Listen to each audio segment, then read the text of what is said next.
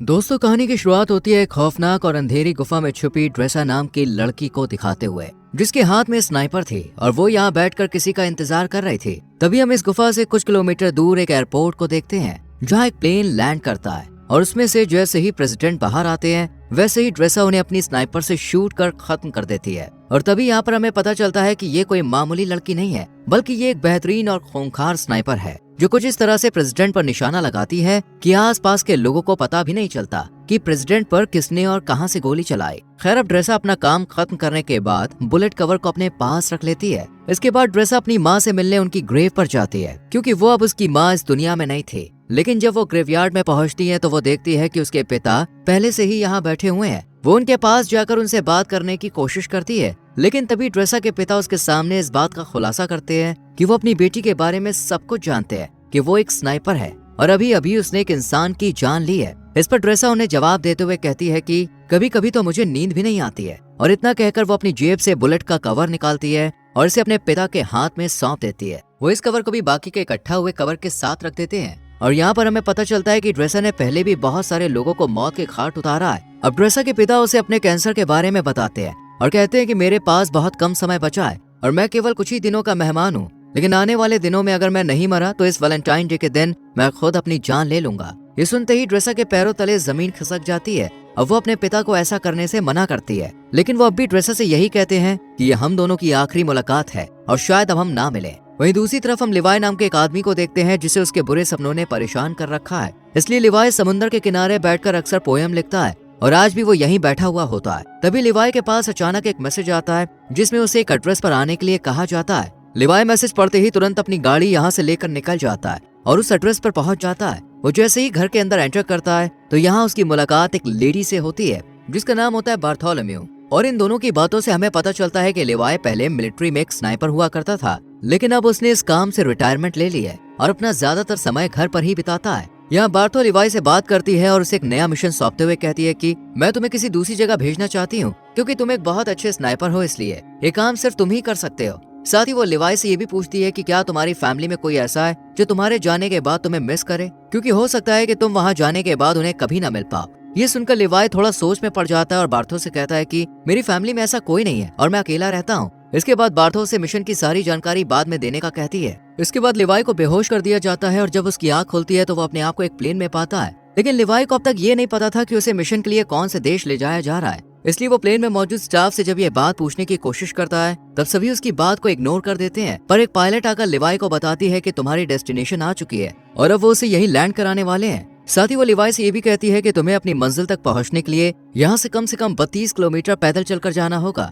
तभी तुम उस जगह पर पहुंच पाओगे जहाँ से तुम्हें इस मिशन को अंजाम देना है। इतना कहने के बाद वो लिवाई को एक पैराशूट देती है, जिसे पहनकर वो प्लेन से नीचे बर्फ पर कूद जाता है और फिर धीरे धीरे आगे बढ़ने लगता है। लिवाई को पैदल चलते चलते अब 2 दिन बीत जाते हैं और 2 दिन बाद आखिरकार वो अपनी मंजिल तक पहुंची जाता है, जहाँ सबसे पहले उसकी मुलाकात जेडी नाम के एक आदमी से होती है, जो उसे एक वॉच टावर की तरफ ले जाता है और उसे बताता है कि अगले 1 साल तक तुम यहीं पर काम करोगे। मैंने भी यहाँ पर 1 साल तक काम किया है, लेकिन अब मेरा टाइम पूरा हो चुका है, इसलिए अब तुम्हें ये काम सौंपा गया है। हालांकि लिवाई को अब भी समझ नहीं आ रहा था कि आखिर उसे क्या काम करना है। यही सवाल जब वो जेडी से पूछता है तब वो उसे बताता है कि यहाँ एक बहुत ही गहरी खाई है, जिसे जॉर्ज नाम दिया गया है। बस लिवाई को इसी की पहरेदारी करनी है और कुछ भी नहीं करना है। इसके बाद वो लिवाई को यहाँ के रूल्स बताते हुए कहता है कि वो महीने में सिर्फ 1 बार ही इन लोगों से कॉन्टैक्ट कर सकता है और उसके टावर का नाम वेस्ट टावर है, जबकि दूसरी तरफ एक ईस्टर्न टावर भी मौजूद है। लेकिन वहाँ के लोगों से लिवाई को किसी भी तरह की कोई बातचीत नहीं करनी है, क्योंकि उसका काम सिर्फ अपने मिशन पर ध्यान देना है और ईस्टर्न टावर वाले भी केवल अपने मिशन पर ही फोकस रखते हैं। साथ ही वो लिवाई को ये भी बताता है कि वो 1 साल तक किसी से भी कॉन्टैक्ट नहीं कर सकता है और यहाँ एक ऑटोमेटिक गन भी है, जिसे हर रोज लिवाई को रीलोड करना होगा अगर उनमें गोलियां नहीं है तो। इसके अलावा नीचे बहुत सारी माइंस भी हैं, अगर उनमें किसी तरह का कोई विस्फोट होता है तो लिवाई को उन्हें भी देखना होगा। हालांकि लिवाई को अब तक समझ नहीं आ रहा था कि आखिर उसका मिशन है क्या, इसलिए वो जेडी से पूछता है कि क्या मेरा काम यहाँ पर आने वाले लोगों को जॉर्ज के करीब जाने से रोकना है। इस पर जेडी कहता है नहीं, जो चीज जॉर्ज के अंदर है उसे ऊपर आने से रोकना है। फिर वो एक छोटा सा बम उठाता है और उसे खाई यानी जॉर्ज के अंदर फेंक देता है। जैसे ही धमाका होता है अचानक खाई से एक बहुत ही डरावनी और अजीब सी आवाज सुनाई देती है, जो किसी मॉन्स्टर की तरह लग रही थी।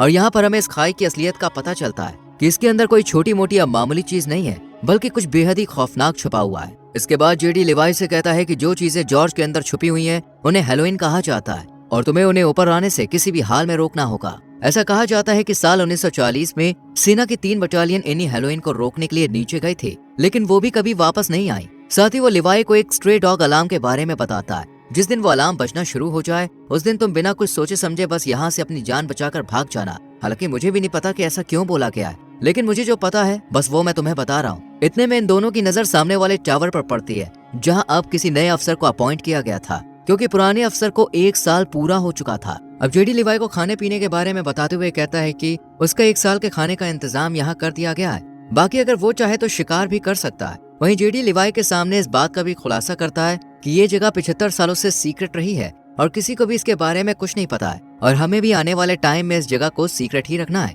इतना कहने के बाद जेडी यहाँ से निकलकर बाहर आ जाता है और सिग्नल देने के लिए जैसे ही स्मोक करता है तब एक हेलीकॉप्टर उसे लेने के लिए आ जाता है और जेडी इसमें चढ़ जाता है। लेकिन हेलीकॉप्टर में मौजूद अफसर पहले उससे उसकी आइडेंटिटी पूछता है और फिर उसे शूट कर मार देता है, जिससे हमें पता चलता है कि ये जगह इतनी सीक्रेट है कि यहाँ से किसी को भी बाहर जाने नहीं दिया जाता है। इधर हम लिवाई को देखते हैं जो बिल्कुल वैसा ही करता है जैसा उसे बताया गया था। वो ऑटोमेटिक गन के अंदर गोलियां डालता है और आसपास का जायजा लेने लग जाता है। जब पूरा 1 महीना गुजर जाता है तब वो यहाँ से किसी को कांटेक्ट करने की कोशिश करता है और उन्हें बताता है कि मेरा किसी भी दुश्मन से कोई आमना सामना नहीं हुआ है। इतना कहकर वो कॉल कट कर देता है, क्योंकि उसे बस इतनी ही बातें करने की इजाजत दी गई थी और ये मैसेज उसे हर महीने में केवल 1 बार ही भेजना है। इसके बाद वो अलमारी में रखी किताबें पढ़ने लगता है कि तभी उसकी नजर दीवार पर लिखे हुए कुछ मैसेज पर पड़ती है, जो यहाँ रहने वाले इंसानों ने अपने अपने एक्सपीरियंस के हिसाब से लिखे थे। इन्हें पढ़ने के बाद लिवाई बाहर आ जाता है और एक टेलीस्कोप की मदद से दूसरे टावर को देखने की कोशिश करता है, जहाँ उसे एक लड़की बैठी हुई दिखाई देती है जो कि कोई और नहीं बल्कि ड्रेसा ही थी। ड्रेसा की खूबसूरती देखकर लिवाई उसे देखता ही रह जाता है, लेकिन बात करने की कोशिश नहीं करता क्योंकि उसे दूसरे वॉच टावर से कांटेक्ट करने के लिए मना किया गया था। इसी तरह लिवाई को यहाँ 2 से 3 महीने बीत जाते हैं और अब ड्रेसा भी उसके बारे में जान चुकी थी। इसलिए एक दिन जब उसका बर्थडे होता है तब वो लिवाई से बात करने का फैसला करती है और एक पेपर पर लिखकर लिवाई से उसका नाम पूछती है। ये देखने के बाद वो भी एक बोर्ड उठाता है और उसके जरिए ड्रेसा को बातचीत करने से मना करता है, लेकिन ड्रेसा फिर भी उसे अपना नाम बता देती है, जिसके बाद लिवाई भी ज्यादा ना सोचते हुए अपना नाम लिख देता है और इस तरह दोनों में दोस्ती हो जाती है। एक दिन जब लिवाई को पता चलता है कि ड्रेसा एक स्नाइपर है तो वो उसका टेस्ट लेने के लिए उसके सामान पर निशाना लगाता है, जिसके बाद ड्रेसा भी अपने आप को प्रूव करने के लिए स्नाइपर उठाती है और उसके वॉच टावर पर निशाना लगाती है। लेकिन तभी उसकी नजर कुछ मॉन्स्टर पर पड़ती है जो कि खाई में से बाहर आ रहे थे। वो जल्दी से लिवाई को इशारा करके ये बात बताने की कोशिश करती है, जिसके बाद वो उन मॉन्स्टर पर ताबड़तोड़ फायरिंग शुरू कर देता है, लेकिन उनकी तादाद बहुत ज्यादा थी, इसलिए ड्रेसा भी लिवाई की मदद करती है और अपने वॉच टावर से ही उन मॉन्स्टर का खात्मा कर देती है। पर इसी दौरान एक मॉन्स्टर उसके पास पहुंच जाता है जो देखने में आधा इंसान और आधा जानवर जैसा था। ड्रेसा जब उसे देखती है तो वो अपनी जान बचाने के लिए उस पर गोली चलाने की कोशिश करती है, लेकिन कोई फायदा नहीं होता और वो मॉन्स्टर लगातार ड्रेसा की तरफ बढ़ता रहता है। लेकिन सही वक्त पर लिवाई उसे शूट कर उसकी जान ले लेता है और ड्रेसा को बचा लेता है। इसके बाद अगले दिन लिवाई माइंस के अंदर जाता है, जहाँ अचानक खाई में से एक छोटा सा ड्रोन निकलता है और उड़कर यहाँ से चला जाता है। लेकिन उसके जाने से पहले लिवाई और ड्रेसा दोनों इसे देख लेते हैं, लेकिन इन्हें पता नहीं होता कि आखिर ये है क्या। इस तरह इन दोनों को यहाँ कुछ महीने और बीत जाते हैं और अब दिसंबर का महीना शुरू हो चुका था, जहाँ एक दिन अब लिवाई ड्रेसा से मिलने का फैसला करता है और वो अपने आरपीजी में जहाँ मिसाइल डाली जाती है उस जगह पर एक रस्सी को बांध देता है। उसे ऐसा करते हुए ड्रेसा भी देख लेती है, लेकिन उसे भी समझ नहीं आता कि आखिर लिवाई करना क्या चाहता है। इतने में लिवाई इस मिसाइल को दूसरी तरफ छोड़ देता है, जो कि एक रस्सी के सहारे बंधी हुई थी, और ये रस्सी ड्रेसा के पास पहुंच जाती है, जिसके बाद वो इसे एक पेड़ से बांध देती है और फिर लिवाई इसके सहारे यहाँ से दूसरे वॉच टावर तक पहुंच जाता है। इधर ड्रेसा जब उसे देखती है तो उसे बहुत ज्यादा खुशी होती है, पर वो लिवाई को गले लगाने से पहले उसे नहाने के लिए कहती है और खुद सीसीटीवी कैमरे की मदद से लिवाई को नहाता हुआ देखती है। इसके बाद ये दोनों एक दूसरे से बहुत सारी बातें करते हैं और इस दौरान ड्रेसा लिवाई से पूछती है कि तुमने सबसे लंबा शॉट कब मारा था। इस पर लिवाई बताता है कि मैंने 3240 मीटर दूर से एक आदमी को मार गिराया था और पहले मैं मरीन में काम किया करता था। इसके बाद वो ड्रेसा से पूछता है कि आखिर इस जगह में ऐसा क्या है जो इसे इतना सीक्रेट रखा गया है। तब ड्रेसा उसे ज्यादा ना सोचने और अपने काम से काम रखने के लिए कहती है। साथ ही उसे अपने पिता के बारे में भी बताती है, जो शायद अब तक मर चुके होंगे। इसके बाद वो म्यूजिक प्ले करती है और लिवाई से डांस करने के लिए कहती है, जिसके बाद ये दोनों साथ में डांस करते हैं और एक दूसरे के करीब आकर यही सारी हदें पार कर देते हैं। इसी दौरान लिवाई ड्रेसा को अपनी कविताओं के बारे में बताने लगता है और उसे कहता है कि मैंने तुम्हारे लिए भी एक पोयम लिखी है। इतना सुनते ही ड्रेसा उसे पोयम सुनाने के लिए कहती है, लेकिन लिवाई उसे ये कहकर मना कर देता है कि जब हम दोनों यहाँ से निकल जाएंगे तब मैं तुम्हें वो पोएम दे दूंगा। अब सुबह होते ही लिवाई यहाँ से जाने का फैसला करता है, लेकिन जैसे ही वो बीच रास्ते में पहुंचता है तो देखता है कि मॉन्स्टर उसके वॉच टावर पर चढ़ रहे हैं। पर टावर पर लगी माइन से जब वो टकराते हैं तो एक बहुत बड़ा धमाका होता है जिसमें लिवाई की रस्सी जल जाती है और वो इस खाई में गिर जाता है। इधर ड्रेसा भी ये सब देख रही होती है, इसलिए वो लिवाई को बचाने के लिए जल्दी से एक पैराशूट लेती है और बिना कुछ सोचे समझे खाई में कूद जाती है। जिसके बाद हम ड्रेसा को एक नदी में बहते हुए देखते हैं जो कि इसी खाई के अंदर मौजूद थी। वो किसी तरह अपने आप को बचाकर किनारे तक ले आती है। वहीं हम लिवाई को एक पेड़ से लटका हुआ देखते हैं जहाँ अचानक एक बड़ा सा केकड़ा आकर उस पर हमला कर देता है, जिस वजह से लिवाई पेड़ से नीचे गिर जाता है और यहाँ उसे पेड़ की जड़ें पूरी तरह से जकड़ लेती है। इससे पहले कि वो लिवाई को नुकसान पहुंचा पाती, यहाँ ड्रेसा आकर उसे बचा लेती है और ये दोनों इस जगह को देखने लगते हैं कि तभी यहाँ कुछ हॉलोमैन घोड़े पर सवार होकर आते हैं और इन पर हमला कर देते हैं। लेकिन लिवाई और ड्रेसा इनसे डरने के बजाय इनका डट कर मुकाबला करते हैं और 2 हॉलोमैन को मार गिराते हैं, लेकिन एक वहाँ से भाग जाता है। इधर लिवाई ने जिस हॉलोमैन को मारा था वह अब उसे चेक करने के लिए उसके पास आता है तो देखता है कि इसने वर्दी पहनी हुई है। वर्दी को देखते ही लिवाई को जेडी की बताई हुई बात याद आ जाती है कि आज से सालों पहले 3 बटालियन सेना इस खाई के अंदर गिर गई थी जो कभी वापस नहीं आई, लेकिन ये अब तक जिंदा कैसे है? यही सवाल लिवाई को सोचने पर मजबूर कर देता है। खैर अब ये दोनों आगे बढ़ते हैं और एक ऐसी जगह पर पहुंच जाते हैं जहां इंसानों के अंदर से पेड़ बाहर निकल रहे थे। इन्हें देखकर ऐसा लगता है जैसे यहाँ किसी वायरस ने अपना आतंक फैलाया हो। अभी लिवाई और ड्रेसा इस खौफनाक मंजर को देख ही रहे थे, कितने में ही कुछ हॉलोमैन इनकी तरफ आने लगते हैं, जिनसे बचने के लिए ये दोनों एक चर्च में पहुंच जाते हैं। लेकिन चर्च का नजारा बेहद ही डरावना था क्योंकि यहाँ कई लोगों की डेड बॉडी पड़ी हुई थी जिन्होंने वायरस के कहर से बचने के लिए खुद ही अपनी जान ले ली थी। तभी ड्रेसा के ऊपर एक मकड़ी अटैक कर देती है जो कि देखने में काफी बड़ी थी, मानो उसके ऊपर भी जैसे वायरस का असर हो गया था और वो जैसे ही इन पर हमला करती है ये दोनों मिलकर इसे शूट कर यहीं खत्म कर देते हैं। लेकिन तभी दरवाजा तोड़कर कुछ हॉलोमैन यहाँ आ जाते हैं, जिन्हें देखते ही लिवाई और ड्रेसा जल्दी से चर्च में भाग निकलते हैं और पहाड़ों के बीच बनी एक सुरंग में पहुंच जाते हैं और दरवाजे को आगे बंद करके जब इस सुरंग को अंदर से देखते हैं तो इन्हें एक तरह की लैब दिखाई देती है जहाँ पहले कभी एक्सपेरिमेंट किए गए थे। यहाँ इन्हें एक बैकअप जनरेटर भी मिलता है जिसे ये लोग स्टार्ट कर देते हैं और फिर लिवाई को यहाँ एक डीवीडी प्लेयर भी मिलता है। डीवीडी की इस कैसेट को जब ये दोनों प्ले करते हैं तो स्क्रीन पर एक लेडी दिखाई देती है जो इस जगह को लेकर अपने सीक्रेट मिशन के बारे में बताती है।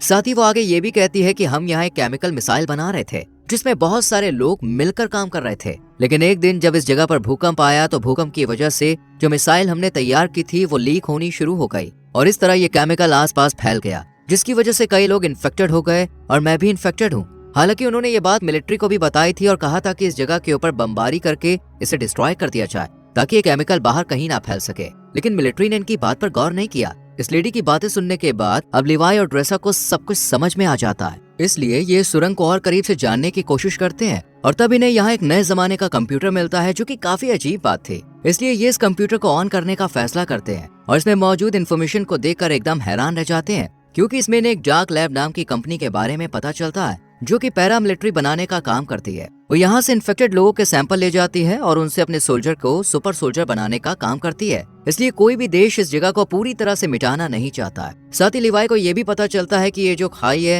ये 4.2 किलोमीटर लंबी है। इसके बाद ये दोनों जैसे ही यहाँ से बाहर निकलते हैं अचानक एक हॉलो मैन इनके ऊपर हमला कर देता है और ड्रेसा को रस्सी से बांधकर खींचते हुए अपने साथ ले जाता है। हालांकि वो रस्सी को काटने की कोशिश करती है लेकिन कोई फायदा नहीं होता। इधर लिवाई भी उसे ढूंढने के लिए इधर उधर भटकता रहता है और एक ऐसी जगह पर पहुंचता है जहां एक बहुत बड़ी मिसाइल मौजूद थी। वहीं हम ड्रेसा को एक पेड़ से लटका हुआ देखते हैं और वो हॉलो मैन भी उसके सामने ही खड़ा होता है, जिससे ड्रेसा उसे खोलने के लिए कहती है, लेकिन वो जब उसकी बात नहीं सुनता तो वो खुद ही किसी तरह अपने हाथों को खोलकर उस पर अटैक कर देती है। काफी देर तक इन दोनों में लड़ाई जारी रहती है। इतने में ही यहाँ लिवाई भी आ जाता है और हॉलो मैन को शूट कर ड्रेसा को बचा लेता है, लेकिन जब वो वर्दी पर उसका नाम देखता है तब उसे पता चलता है कि वॉच टावर पर पहरेदारी देने वाला ये पहला इंसान था जो बाद में इन्फेक्टेड हो गया। इसलिए ये दोनों अब यहाँ से निकलने का फैसला करते हैं और यहाँ खड़ी एक कार के अंदर नई बैटरी डालकर उसे एक रस्सी से बांध देते हैं। जैसी कार ऊपर की तरफ जाने लगती है अचानक यहाँ बहुत सारे हॉलोमैन आ जाते हैं और इन पर हमला कर देते हैं, पर ये दोनों अपनी स्नाइपर से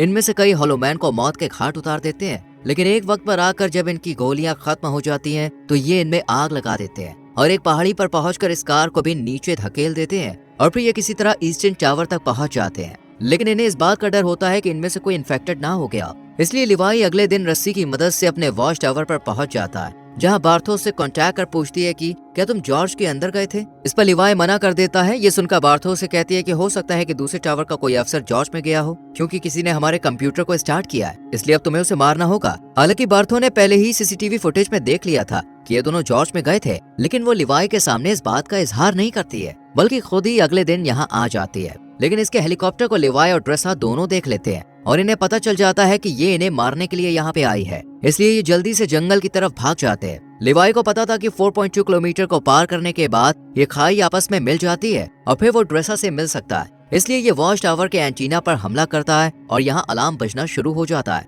यानी कि यहाँ अगले 2 मिनट में स्ट्रे डॉग मोड ऑन हो जाएगा और ये जगह अपने आप डिस्ट्रॉय हो जाएगी। अब बार्थो भी ये बात अच्छी तरह से जानती थी, इसलिए वो हेलीकॉप्टर लेकर यहाँ से भागने लगती है। इधर ड्रेसा और लिवाई भी भागने लगते हैं, जिसके बाद 2 मिनट पूरे होते ही जॉर्ज के अंदर जो मिसाइल रखी हुई थी वो ब्लास्ट हो जाती है और इस ब्लास्ट की वजह से सभी हॉलोमैन मारे जाते हैं। वही बार्थो का हेलीकॉप्टर भी इस धमाके की चपेट में आ जाता है, जिस वजह से वो भी मारी जाती है। इधर लिवाई भी पानी में गिर जाता है, लेकिन ड्रेसा इन सब में बच जाती है और एक जगह बैठकर उसका इंतजार करने लगती है। काफी दिन बीत जाते हैं, लेकिन लिवाई का कोई अता पता नहीं चलता, इसलिए वो उसकी लिखी हुई पोयम खोलकर पढ़ती है और फिर अपनी नई जिंदगी की शुरुआत करती है और एक रेस्टोरेंट में काम करने लगती है। लेकिन तभी अचानक एक दिन वहाँ लिवाई आ जाता है, जिसे देखकर ड्रेसा बहुत खुश होती है और फिर ये दोनों एक दूसरे को किस करते हैं और इसी के साथ ये कहानी यहीं खत्म हो जाती है।